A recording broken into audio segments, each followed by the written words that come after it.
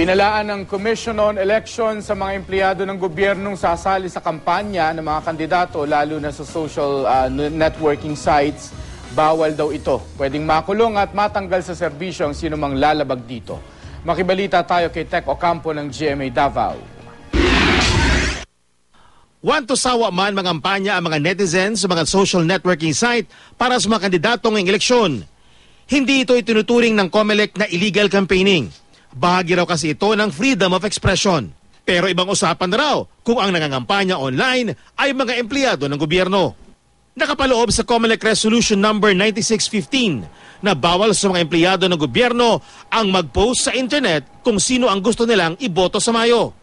Bawal rin sa kanila ang simpleng pag-like, pag-share, pagko-comment at pagre-retweet sa mga online campaign ads. If you're a government employee, dili kita pwede mag-kampanya sa Facebook. Kay non-partisan man ta, we should restrain ourselves from engaging in partisan political activity.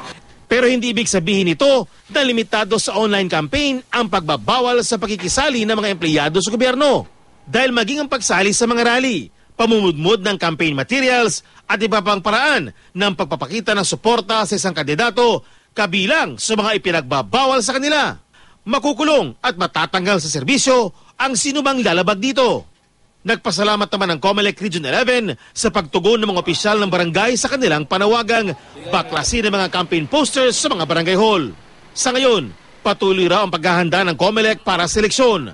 Sa susunod na linggo, nakatakda ng dumating dito sa Davao City ang PCOS machines, ballots at iba pang election paraphernalia. Ipamamahagi nila ito sa iba't ibang lugar sa Region 11, oras na dumating na. Tech Ocampo, Nagbabalita, Pilipinas.